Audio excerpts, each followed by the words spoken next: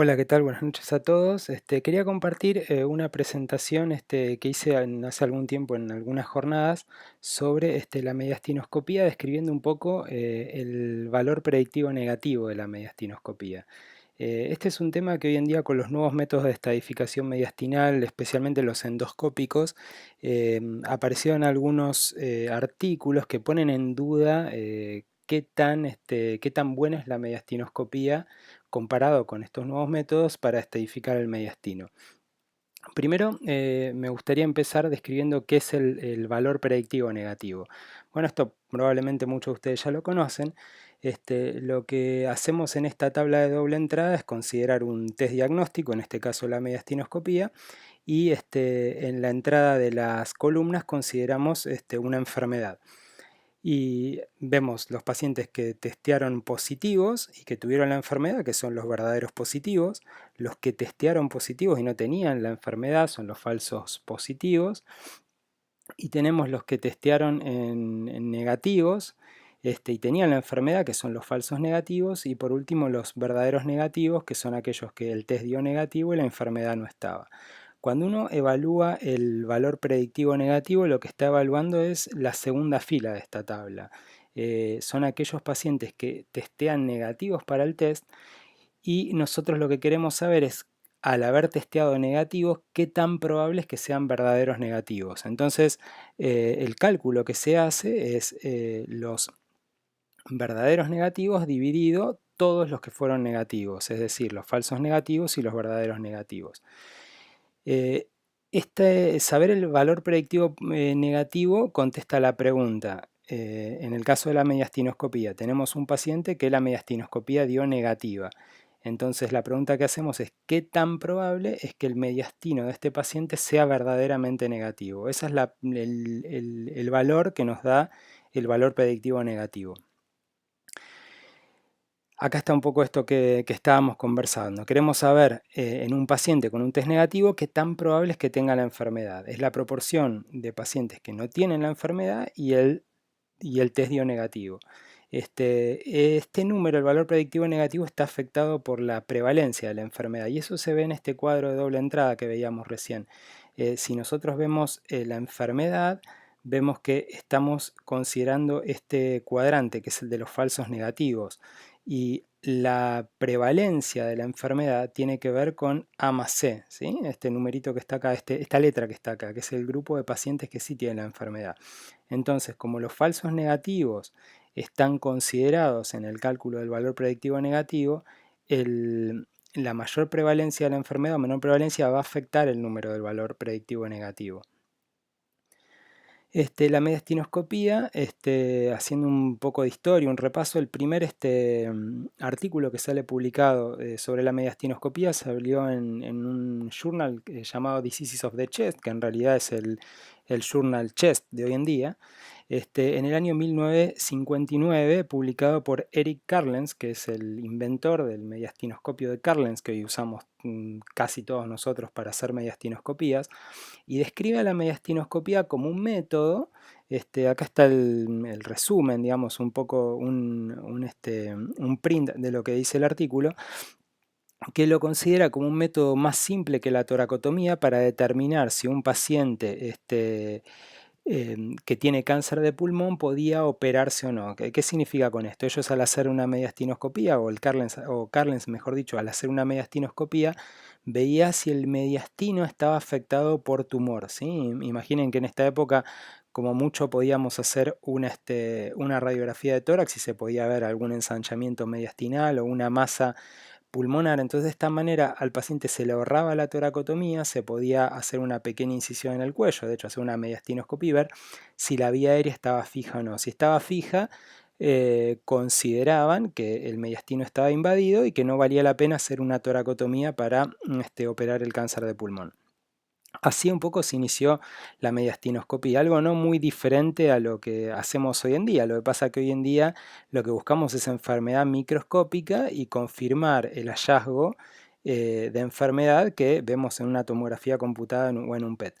Un artículo más reciente, desde el 2005, publicado en el Annals of Thoracic Surgery, habla de cómo son los patrones de atención en Estados Unidos de los pacientes que tienen cáncer de pulmón. Y un dato muy llamativo de este estudio es que, fíjense que ellos dicen que, digamos, el estudio básicamente describe cómo se tratan los pacientes con cáncer de pulmón en Estados Unidos en una gran cantidad de pacientes que fueron revisados. Y ellos encuentran que la mediastinoscopía preoperatoria se realizó solamente en el 27% de los pacientes, esto es en un tercio de los pacientes, pero este dato tal vez no sea el más interesante. El más interesante es que de este 27%, en casi la mitad, o sea, en el 46,6%, no había biopsias ganglionares. Esto significa que se hizo una mediastinoscopía y que se tomó tejido mediastinal, entiendo yo, o tal vez no se tomó ningún tejido, vaya a saber, pero que no había ganglios mediastinales. Esto para los que hacemos mediastinoscopía no tiene ningún sentido, o sea, es casi imposible hacer una mediastinoscopía y no encontrar ganglios mediastinales. Eso es algo que no debería ocurrir nunca. Esto habla del poco entrenamiento que probablemente exista con la mediastinoscopía. ¿Sí? Esto lo vemos en un país como el mío, en Argentina, pero acá se demuestra que no es solo un tema local, es un tema que probablemente se repita en el mundo. La mediastinoscopía es particularmente muy difícil de enseñar, entonces no sería difícil de pensar que hay mucha gente que no sabe hacer mediastinoscopías y tal vez la hace y toma biopsia de algún tejido adiposo del mediastino, pero no toma biopsias ganglionares realmente. Este es otro estudio que compara la mediastinoscopía con el EBUS, con la endoscopía con ultrasonido, y encuentra que la mediastinoscopía tiene un muy bajo valor predictivo negativo, del 60, no llega ni al 60%, 58%, y tiene un muy bajo rendimiento cuando se hacían biopsias de la estación ganglionar número 7. Esto de vuelta hay que ver quién hizo estas mediastinoscopías, cómo las hizo y qué entrenamiento tuvo. O sea, de vuelta, para los que hacemos mediastinoscopía, es muy difícil no biopsiar la estación número 7 cuando uno la quiere ir a buscar. Eh, pero bueno, los autores de este paper son endoscopistas y ellos un poco defienden o muestran los beneficios de hacer ecoendoscopía o EBUS y la comparan un poco con la mediastinoscopía, ¿no? En el mismo sentido, este es otro estudio también del Journal of Thoracic Oncology, el anterior también era del Journal of Thoracic Oncology, que vemos que el EBUS tiene un valor predictivo negativo del 85,2% y la mediastinoscopía del 78,8%. Y esta diferencia fue estadísticamente significativa. Eh, es difícil pensar que un estudio que hace una punción y que toma a través de la vía aérea algunas células con una aguja tenga mayor valor predictivo negativo que un test diagnóstico o una cirugía como es la mediastinoscopía, en la que se toman fragmentos enteros de ganglio. A mí esto realmente me cuesta entenderlo, pero bueno, digamos, son los resultados que los autores muestran, ¿no? Este es otro estudio que tiene un poco de datos más acordes a lo que yo creo que es la realidad, ¿no? Y es que el valor predictivo de la mediastinoscopía es del 91% y del EBUS 90%. Y esto es un poco más cercano a lo que nosotros vemos. Pero bueno, vemos cómo se van mostrando diferentes estudios en los que en no todos el valor predictivo negativo de la mediastinoscopía es similar. Este es un estudio que publicamos, en el que yo estuve involucrado, que publicamos en el Annals of Thoracic Surgery en el 2013. Es con la experiencia inicial que hubo en la Mayo Clinic de Rochester durante los años que yo hice el fellow allí. Y encontrábamos que el valor predictivo negativo del EBUS está cercano, acá fue del 86%, similar al último estudio que vimos. Y finalmente, este es un trabajo que publicamos ahora en la actualidad, este es un trabajo que hicimos durante unos 8 años y publicamos en el 2016 en la revista americana de medicina respiratoria, en la que describimos el valor predictivo negativo de la mediastinoscopía cuando es realizada por cirujanos torácicos entrenados en mediastinoscopía. Nuestra técnica de mediastinoscopía es la habitual, la descrita en cualquier libro de cirugía torácica, es la que yo aprendí. Hacemos una incisión cervical pequeña de unos 2-3 centímetros por encima de la horquilla esternal. Este es el mediastinoscopio de Carlens típico que usamos. No usamos videomediastinoscopio. Y típicamente hacemos biopsias de la estación paratraqueal derecha, la 4R, biopsiamos los ganglios número 7 y a veces, de acuerdo a lo que estemos buscando, biopsiamos los ganglios del grupo 4L. Los ganglios del grupo 4L a veces no los biopsiamos porque del lado izquierdo pasa el nervio recurrente y cada vez que se biopsian esos ganglios, si bien es difícil dañarlos cuando uno toma biopsias, a veces cuando quiere hacer hemostasia y coagula con el electrobisturí puede ocasionar alguna lesión térmica del nervio recurrente izquierdo. Entonces, por este motivo, si ahí no es un lugar que particularmente estemos interesados en buscar, no hacemos biopsias. Pero sí típicamente de los ganglios paratraqueales derechos, la estación 4R y la estación 7, que es la subcarinal. Y las indicaciones de la mediastinoscopía básicamente son dos: aquellos pacientes que tienen sospecha o confirmación de cáncer de pulmón y aquellos pacientes que tienen adenopatías mediastinales aisladas y necesitan diagnóstico.